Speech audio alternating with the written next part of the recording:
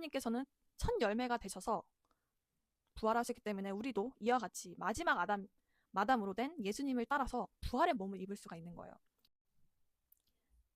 오늘은 예수님의 부활절을 기념을 해서 부활에 관해서 이야기를 나누려고 하는데요. 전 영상에서 영상을 참고하시고 이 영상을 보시면 좀 더 이해가 쉬우실 거예요. 제가 믿는 예수님과 여러분들이 믿는 예수님은 같아요. 왜냐면 모두가 부활을 믿기 때문이죠. 부활에 대한 믿음이 있어야지만 완전한 믿음이 서고 정말 소망을 가지고 이 땅의 것들이 아닌 하늘의 것들을 소망하면서 살아갈 수 있어요.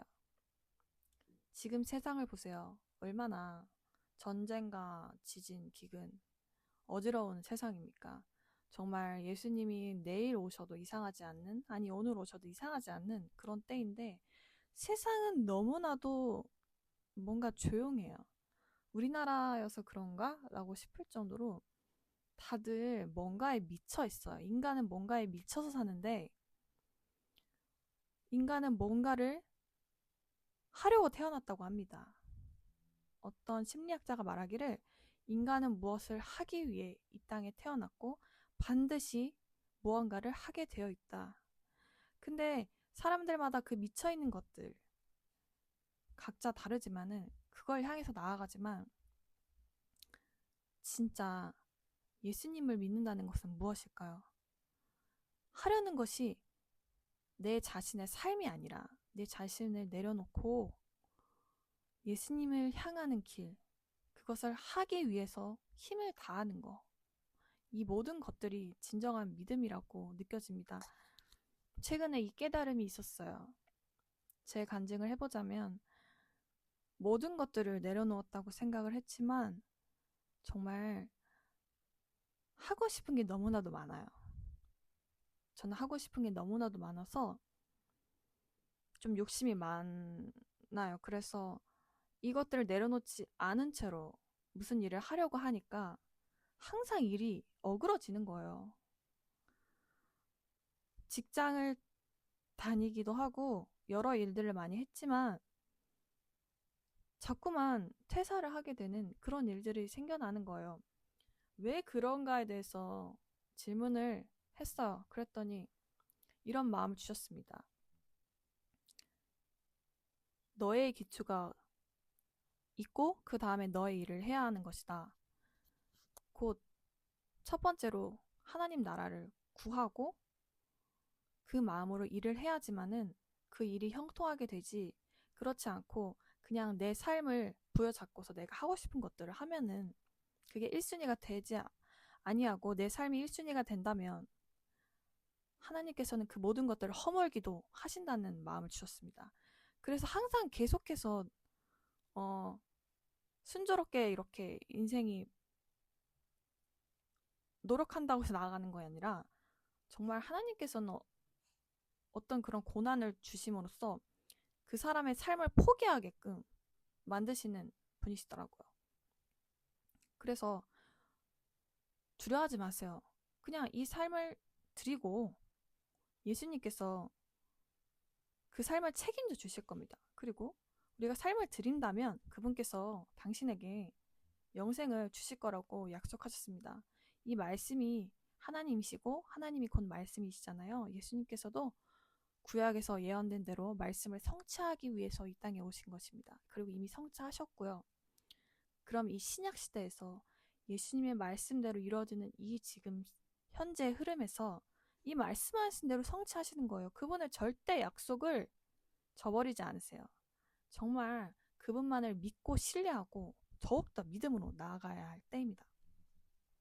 자, 여기서 고린도전서 15장 13절 말씀을 하겠습니다. 바울께서 말씀하셨습니다. 그러나 만일 죽은 자들의 부활이 없다면 그때는 그리스도께서 살아나지 아니하신 것이라. 그리고 만일 그리스도께서 살아나지 아니하셨다면 그때는 우리의 선포도 헛되고 너희의 믿음 역시 헛되니라. 아멘. 그렇죠. 우리의 선포 모두 헛되고 정말 모든 사람들의 믿음 역시 헛된 것입니다. 제가 믿는 것도 헛되게 되는 거죠. 그리고 19절에서 이렇게 말합니다. 만일 그리스도 안에서 우리가 소망하는 것이 오로지 이 생뿐이라면 우리는 모든 사람들 가운데 가장 비참한 자들이라. 아멘. 정말 이 소망하는 것이 하늘에 있는데 이 부활이라는 이 놀라운 역사가 없었다면 과연 이 땅에 더 이상 소망이 있을까요? 가장 불쌍하고 비천한 사람들일 겁니다. 누구보다도 불쌍한 사람들이죠. 그런데 어떻게 해서 이 말씀이 진리라는 것이 어떻게 증명이 되었을까요? 그건 바로 예수님의 제자들만 보면 알 수 있죠. 예수님의 제자들은 다 순교하였어요. 정말 다 하나같이 정말 그냥 순교한 게 아니라 정말 고통스럽게 순교를 했어요. 십자가형에 처하는 건 물론 돌에 맞아 죽기도 하고 심지어는 거꾸로 십자가형에 처하기도 하고 화형에 처하기도 하고 정말 그 잔인하고도 그 고통을 견디면서까지 어떻게 그 사람들은 예수님을 증거하셨을까요? 눈으로 보았기 때문이죠. 물론 지금 시대는 예수님이 눈으로 보이지는 않지만 지금 보이지 않지만 느껴지는 것이 있습니다. 그것은 바로 성령님이십니다. 예수님이 부활하셨기 때문에 성령 시대라고 해서 성령이 지금 이 땅에 성령님이 내주하고 계시고 지금도 운행하시면서 일을 하고 계십니다. 하나님의 영이 성령님이시기 때문에 지금도 당신의 마음을 두드리고 있고요. 당신이 예수님께 다시 돌아가고 하나님께 더 가까워질 수 있도록 인도하시는 분이 성령님이십니다. 정말 제가 전 영상에서 말씀드린 것처럼 이 마음에 내 마음 안에 있는 이 밭을 깨끗이 하고서 정말 깨끗한 도자기처럼 맑고 깨끗하게 비우고 나서 성령님을 받아들인다면요. 스스로 할 수 없는 구원을 성령님께서 도우십니다. 구원을 절대 스스로 할 수도 없고 하나님의 은혜로만 되는 것입니다. 이 구원은 쉽지는 않아요. 정말 고난이고 외롭고 정말 힘든 싸움이지만 그렇지만 이 모든 것들을 강하게 하시는 분은 성령님이십니다. 정말 가장 큰 선물이 성령님이라고 하셨어요. 성령을 사모하시고 성령님을 달라고 기도하셔야 됩니다. 저를 불쌍히 여겨주시옵소서. 주님, 저를 불쌍히 여겨주시옵소서. 저를 불쌍히 여겨주시옵소서. 이제는 항복하고 회개합니다. 이제는 제 자신을 내려놓고 항복하고 회개하고 제 모든 것들을 예수님께 올려드립니다. 라고 기도를 하셔야 합니다. 이 기도를 꼭 기억하시고 정말 성령으로 거듭나시기를 축복합니다. 자, 그리고 정말 신비에 대한 이야기가 있습니다. 고린도전서 15장 45절에 이렇게 말하고 있습니다. 그리하여 기록되기를 첫사람 아담이 살아있는 혼이 되었느니라 한 것 같이 마지막 아담은 되살려주는 영이 되셨느니라. 아멘. 여기서 말하는 아담이 누구죠? 선악과를 따먹었죠. 그리고 저주를 받아서 에덴 동산에서 쫓겨났습니다. 아담은 저주를 받았고 죄인이에요. 근데 아담의 형상을 입은 우리도 하나님의 형상을 입었기 때문에 아직까지는 죄인이지만 그지만 여기서 말하는 마지막 아담은 예수님을 뜻하고요. 예수님께서는 되살려주는 영이 되셨다고 하셨어요. 예수님께서는 첫 열매가 되셔서 부활하셨기 때문에 우리도 이와 같이 마지막 마담으로 된 예수님을 따라서 부활의 몸을 입을 수가 있는 거예요. 되살려주시는 분은 예수님이세요. 그러니까 스스로 예수님을 받아들인다면 부활을 자연스럽게 믿을 수가 있는 거죠. 이 모든 것들이 다 연결이 되어 있어요. 하나님을 믿게 되면 당연히 영생을 믿게 되고요. 하나님을 믿기 위해서는 예수님을 먼저 받아들여야 합니다. 내가 곧 길이요 진리요 생명이라고 하셨기 때문에 자 여기서 47절 첫사람은 땅에서 나서 땅에 속하나 둘째 사람은 하늘로부터 오신 주니시라. 아멘. 첫사람은 땅에서부터 땅에 속하지만 둘째 사람이 되신 예수님께서 하늘로부터 오셨어요. 마리아가 어떻게 혼자 임신을 할 수 있을까요? 그것은 성령님이 하나님이 주신 예수님이셨기 때문에 하늘에서 오신 분이시기 때문에 혼자 임신이 가능했던 거. 형식적으로 이건 말이 안 되잖아요. 어떻게 여자가 혼자 임신을 해요. 제 말이 정말 꼬일 정도로 말이 안 되는 비현실적인 일이지만 하나님께서는 그 마리아의 임신을 통해서 예수님을 보내신 거예요. 그러니까 예수님은 땅에 속한 분이 아니라 하늘에서 내려와서 성령님 마리아 안에 잉태가 되신 거예요. 이 모든 것들을 믿는다면 당연히 부활도 자연스럽게 믿게 되는 거예요. 자, 그리고 그런즉 우리가 땅에 속한 첫사람의 형상을 지닌 것 같이 우리가 하늘에 속한 둘째 사람의 형상 또한 지니게 되리라. 아멘. 둘째 사람의 형상을 지니게 된다고 하셨어요. 예수님의 부활을 믿는다면 이 자신의 몸도 부활의 몸을 입고 예수님의 형상을 따라서 영생으로 간다고 하셨어요. 하나님께서 말씀하십니다. 하나님이 이처럼 세상을 사랑하사 독생자이신 아들을 주셨으니 이는 그를 믿는 자마다 멸망하지 않고 영생하게 하려 하심이라 말씀하셨습니다. 직접 하나님이 말씀하셨다고요. 이 말씀은 무엇일까요? 영생을 주기 위해서 우리에게 재앙을 주시려는 게 아니고 평안과 미래와 희망을 주려고 예수님을 보내신 것입니다. 아멘. 자, 그리고 여기서 진정한 신비에 대한 답이 나옵니다. 이거 잘 들으셔야 돼요.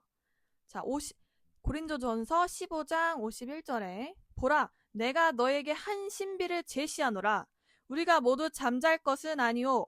오히려 우리가 모두 변화되리리. 순간적으로 눈 깜짝할 새 마지막 나팔 소리에 그러하리라.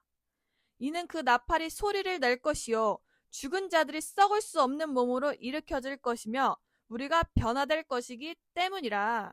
이는 이 썩을 수 있는 몸이 반드시 썩지 아니함을 입을 것이요 이 죽을 수밖에 없는 이 몸이 반드시 불멸을 입을 것이기 때문이라. 아멘. 먼저 예수님이 재림하시게 되면요, 죽은 자들이 먼저 살아난 다음에 마른 뼈들이 막 살아나요.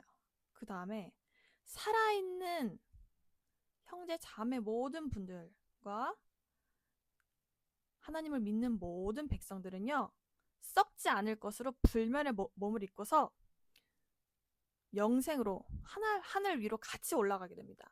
다시 부활의 몸을 입고 죽은 자들과 살아있는 자들 또한 하나님 나라로 올라간다는 것입니다. 예수님께서 이 약속을 정말 놀랍게 정말 말씀하셨어요. 정말 더 많은 비밀과 신비가 이 성경 안에 숨어져 있습니다. 그것들은 여러분들이 참고하시면 되겠고요. 어쨌든 정말 이 불멸할 수 없는 몸, 이 영광스러운 몸을 입는다는 게 어떻게 쉬울까요?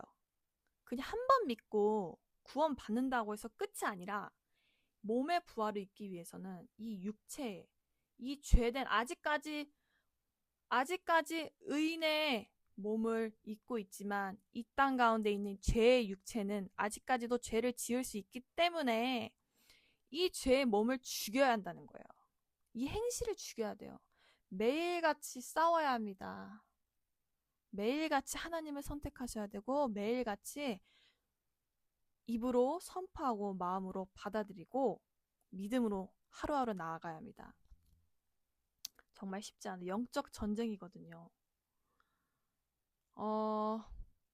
그냥 말로만 믿는다 되는 게 아니라 정말 그분을 사랑해야 하고 내 자신을 포기하고 내 삶을 포기하고 그분께 드림으로써 영생을 믿어야 합니다. 그래야지만 이 몸의 부활도 같이 있게 돼요.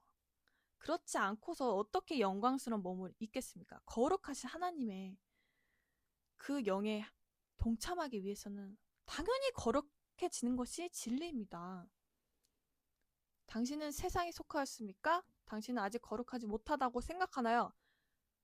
이제는 회개하고 항복하고 회개하시고 거룩해지는 삶을 사셔야 합니다.